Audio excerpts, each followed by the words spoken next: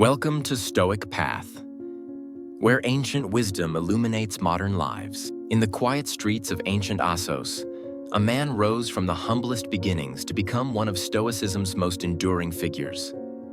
This is the story of Cleanthes, a water carrier who bore the weight of his labor with the strength of his mind, ultimately succeeding Zeno as the guiding voice of the Stoic school.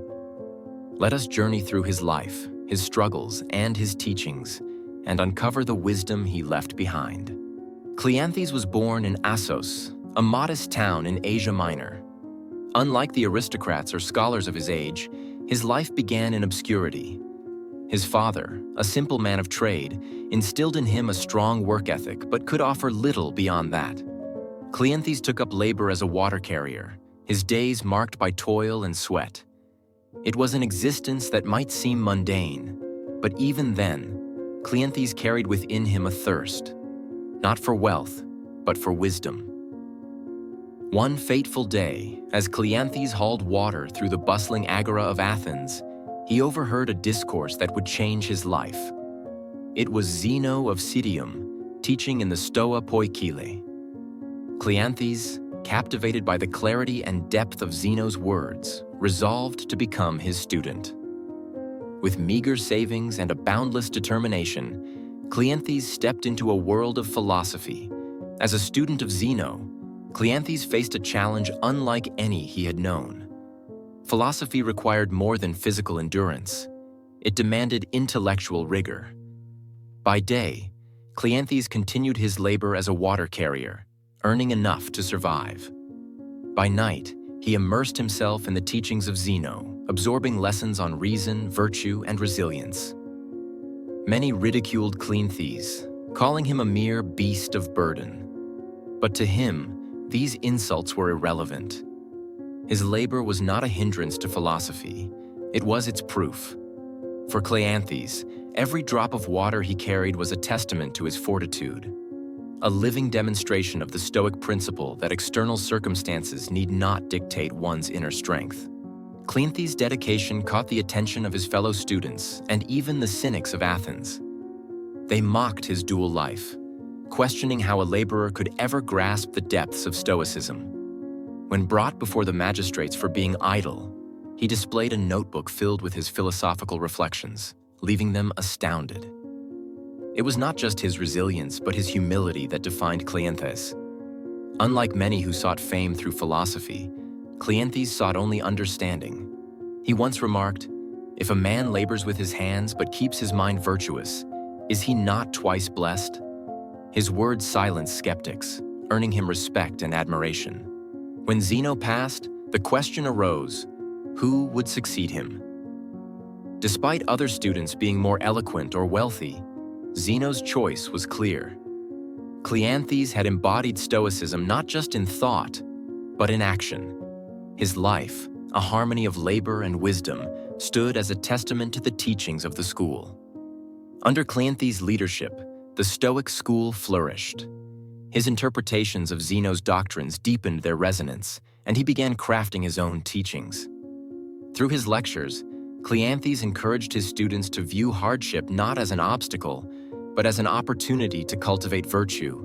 One of Cleanthes' most celebrated contributions was his hymn to Zeus. In this poetic masterpiece, he extolled the cosmos as a divine and rational order governed by Zeus, a metaphor for the Stoic logos. It was not a mere prayer, but a profound meditation on accepting fate and aligning oneself with the universal reason. Cleanthes' hymn reminded humanity of its place within the grand design, urging them to embrace life's trials as part of a greater purpose. His words resonate to this day. "Lead me, Zeus, and thou, O destiny, to wherever your decrees have assigned me." Despite his growing prominence, Cleanthes lived a life of simplicity.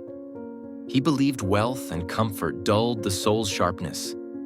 Yet he was also known for his generosity, sharing his modest resources with students who could not afford the tuition to study Stoicism.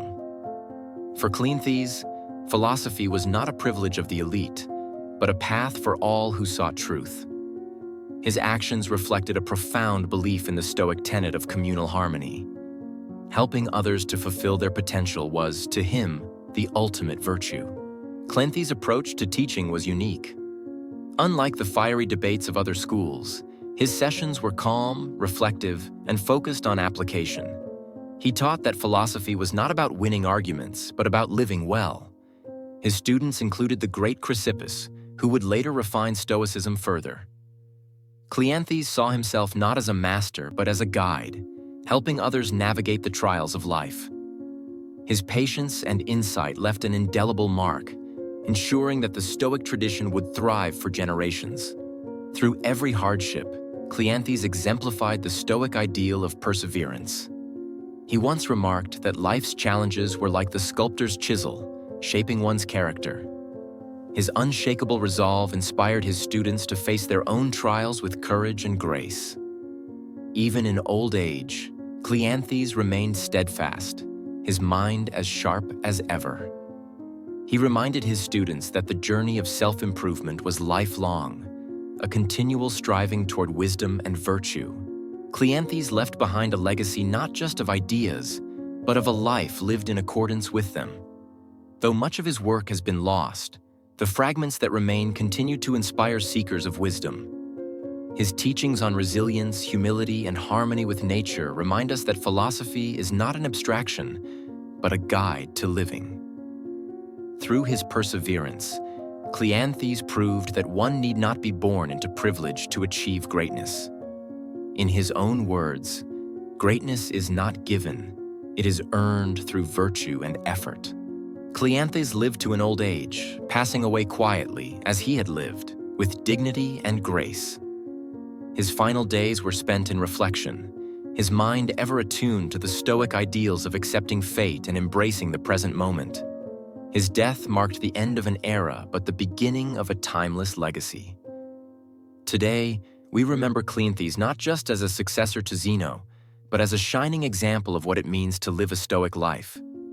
His story teaches us that wisdom, like water, flows best through the humblest channels. Thank you for joining us on this journey through the life and teachings of Cleanthes. His story reminds us that resilience, humility, and a steadfast pursuit of wisdom can shape even the humblest beginnings into greatness. If his legacy inspires you, consider subscribing to Stoic Path for more stories that illuminate ancient wisdom for modern lives. Until next time, stay virtuous and steadfast.